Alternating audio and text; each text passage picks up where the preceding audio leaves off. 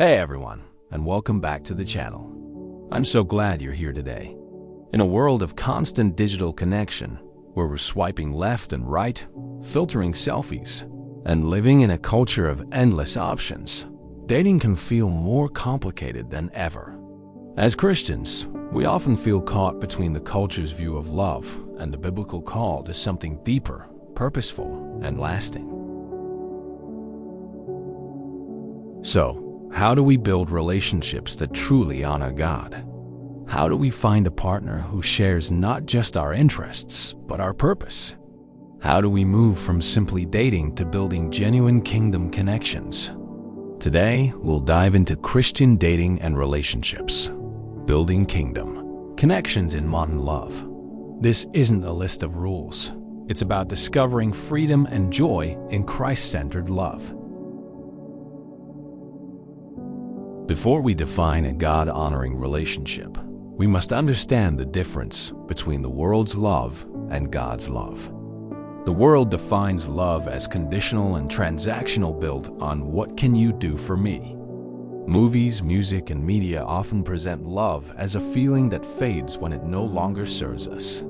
This shaky foundation leads to relationships that collapse when challenges come or emotions change. God's love, by contrast, is unconditional. The Bible calls it agape, a sacrificial, self-giving, committed choice. 1 Corinthians 13:4-7 defines it. Love is patient. Love is kind. It does not envy. It does not boast. It is not proud. It always protects, always trusts, always hopes, always perseveres. This isn't just a wedding verse. It's a practical roadmap for dating God's way. Let's break it down. Love is patient. It waits for God's timing. Love is kind. It shows grace, even when undeserved. It isn't proud. It celebrates the other's success. It isn't self-seeking. It shifts from "what can I get?" to "how can I serve you?" And it perseveres. It chooses to stay and fight for the relationship. This is the kind of love God calls us to pursue with Him and with others. A kingdom-focused relationship isn't just about finding a good person. It's about two people joining together to fulfill a greater purpose in Christ. First, purpose before partner. Your first relationship is with Jesus. Matthew 6:33 says, "Seek first His kingdom and His righteousness." When you walk in your purpose, you'll be drawn to those seeking His kingdom too. Shared mission builds eternal unity. The danger comes when we idolize relationships, expecting another person to complete us.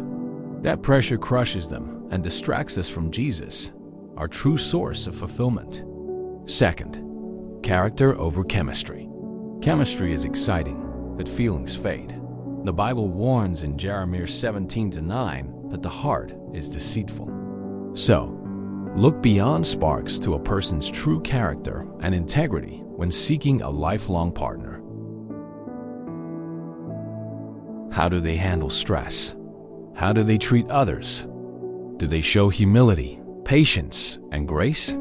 Look for the fruit of the Spirit: love, joy, peace, patience, kindness, goodness, faithfulness, gentleness, and self-control. These are the real markers of someone you can build a marriage with. You don't build a lasting relationship on chemistry alone. You build it on Christ-like character. Third, purity and boundaries. God calls us to flee from sexual immorality, 1 Corinthians 6:18, and honor Him with our bodies. Purity isn't about rigid rules. It's about respect, trust, and preparing for a covenant marriage. Waiting says, "I value you and our future more than temporary pleasure." Boundaries protect emotional health too, preventing unhealthy dependency and setting a foundation of trust. Fourth, community over isolation. Don't date in secret. Invite family, friends, and your church to speak into your relationship. Proverbs 11:14 says, "In an abundance of counselors there is safety, Community celebrates your relationship, prays for it, and lovingly challenges you when blind spots appear. Isolation makes you vulnerable, but community builds accountability and support for lasting love. So how do you apply this in real life? Start with 3 questions. 1. Is this person actively pursuing Jesus? Not just culturally Christian, but truly following him. 2. Do they show godly character and the fruit of the Spirit? 3. Do you share purpose? Are you moving toward the same goal of glorifying God? If any answer is no, be honest about where the relationship is headed. Watch for red flags: inconsistent faith, disrespecting authority, lacking community, poor conflict resolution, or treating others poorly. Green lights include seeking God's will, being rooted in community, handling conflict well, serving others, and being humble and teachable. Don't ignore what you see. These signs will shape your relationship's future more than chemistry ever could. Communicate often and openly. Don't wait until engagement to talk about finances, family, or future plans. Healthy relationships are built on radical honesty. Also, invest in yourself. Don't sit around waiting for the one. God has a purpose for you now. Grow in Christ, serve others, heal from past wounds, and become a whole person. You'll be a better partner when God brings the right one. Modern dating may be messy, but God's design is beautiful and fulfilling.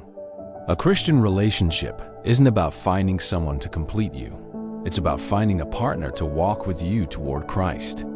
2 people, united by a greater purpose, building His kingdom together. That's the love story worth pursuing. One rooted in grace, mission, and faith in the God who writes the best stories. If you're single, focus on Jesus and trust Him to guide your path.